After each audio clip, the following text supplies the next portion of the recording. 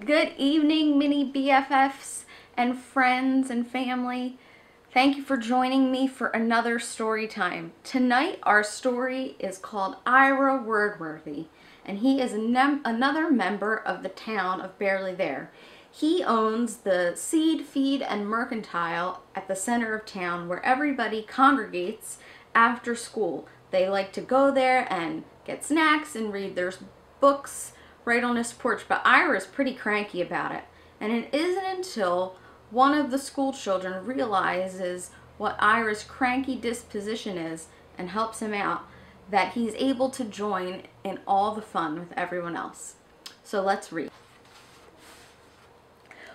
Farther than far, and to the very edge of the horizon, was a path bordered in lacy fern. If you walked down that path in search of lost hopes and dreams, you would find a land called Barely There. Barely There, a land where old fat owls tell you stories true and laugh, but never at you. Barely There, where dreams swirl and twist with clouds that fly, and the morning mist seems to sigh. Barely There, Barely There. If you followed that path as it twisted and turned, at first you might feel lost, but the deeper you went, the more you would find that it all began to look oh so familiar. If you followed it farther still, the twisting path would turn into a softly rutted red clay road. Things were a bit more organized here. Plants were planted in orderly rows of corn, wheat, and barley. Houses sat back from the dusty road with shutters drawn and porches swept clean. Woodchucks and gophers and old guinea hens plowed and tended the fields that blended with nature's wondrous bounty. The dusty red clay road wound through fields and clusters of cabins and cottages, past the school with its rusty old bell, and ended at the absolute center of the land of Barely There. It was here, at the edge of this tiny town square, that the only store stood. Wordworthy's Feed, Seed, and Mercantile. 3 worn, rickety steps up, and you were on the porch where barrels and boxes of seeds became chairs and benches, and old screen doors creaked open and crash-slammed shut as outside walked an old gray badger dressed in a starch white shirt, a black bow tie, and a crisp, clean apron tied round his chubby waist. This was Ira Wordworthy, the proprietor of the Mercantile, who always swept his porch with a bundled broom of hazel hay as the sun came up to greet the day.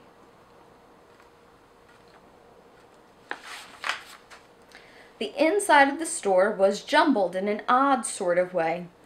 Oh yes, the vegetables were neatly stacked together. Rolled ropes and twines hung tidily from rafter pegs. All was neat and nice and natty, just like Ira's starched shirt, but odd just the same. Large cans of paint were on the shelves with large cans of beans. Boxes of dried soup were mixed with boxes of soap. There didn't seem to be any rhyme or reason for how old Wordworthy inventoried his goods. He happily dusted the cans and boxes while he whistled a tune, never quite understanding why folks scratched their head and wonder when they shopped in his store. But Wordworthy's Feed, Seed, and Mercantile was more than just a store. It was a meeting place, the center of all activity. It was a place where frumpy farmers could stand around and whistle in the wind about weather and other wonders. It was here, too, that the children of Barely There came after school to buy a soda or a sarsaparilla and giggle about those growing up things. They would buy their drinks and sometimes a persimmon or a plum, and then they'd sit on the boot-thumped steps and read a book from the library. It was odd, but Ira didn't like the children sitting around on his steps. He didn't mind them drinking a pop or eating a plum, but it just plain bothered him that they sat around reading. Oh, why can't they take their books and flip those pages someplace else, he grumbled. as he dusted the rows and rows of cans. "Books and learning are a waste of time, and those kids should be learning a trade or mastering the fine art of farming," he fussed and fumed. Finally, one day he could stand no more, and he stormed into the back room of the store. He found paint and brush and board, and with a mighty flourish he painted a sign, an important sign, for things to come and barely there. He worked and worked for the longest time, and finally, with a bit of paint splattered on his nose and eyeglasses, he whistled in satisfaction as he stood back and looked at his handiwork. The next afternoon, just before school let out, he hung the sign on the porch outside. He bent a couple of nails in the process, but the sign was hung just the same. When the school bell rang, the children, as was their wont, rushed to the store to buy their tasty treats. Ira stood and watched, arms crossed, tapping a soft, furry foot on the porch. The children looked at him, looked curiously at the sign, and then dashed inside. One by one, as Ira glared, they grabbed and paid for their goodies and then zipped down the stairs and off to the meadows to read a bit and munch a bunch. Satisfied that the sign had done its duty, the crotchety old storekeeper went back inside. The last of the children to leave the store was a shy little raccoon called Rita. The screen door squeaked and slammed as she stepped outside with an apple in her hand. She found a sunny spot on the stairs, and there she sat down to read a book.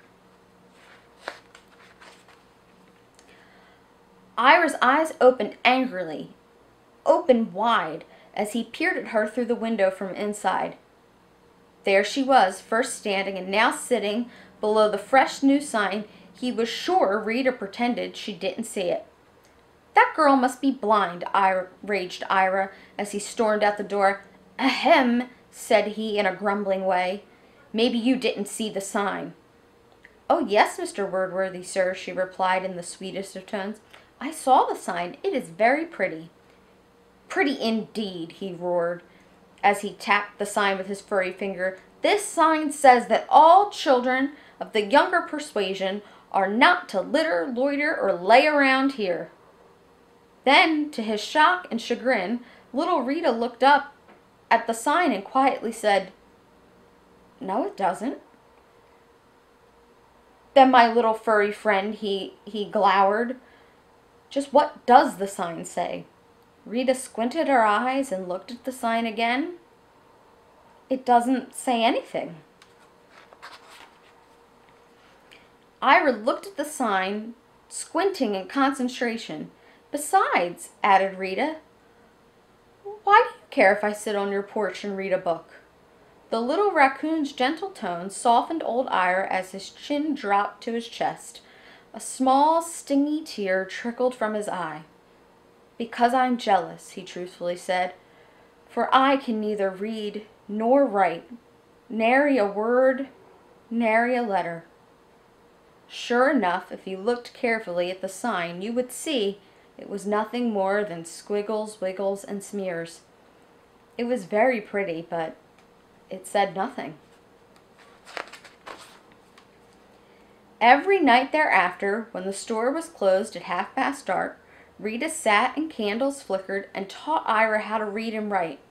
As time went on, the old badger learned to make his letters strong, and soon he could read for himself rather than being told.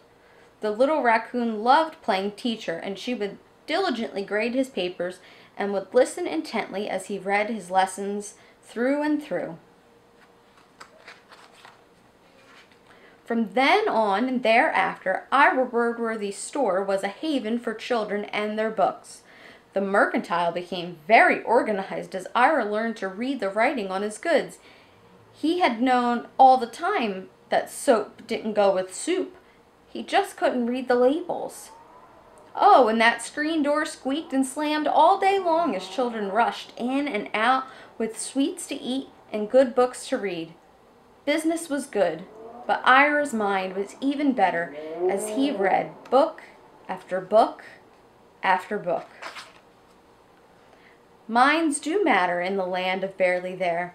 and books are better when read and fed to eager little minds. Everything turned out pretty well, even though old Ira never quite learned how to spell. In the land of Barely There. The end. Well, friends, I hope to see you back next week. Bye.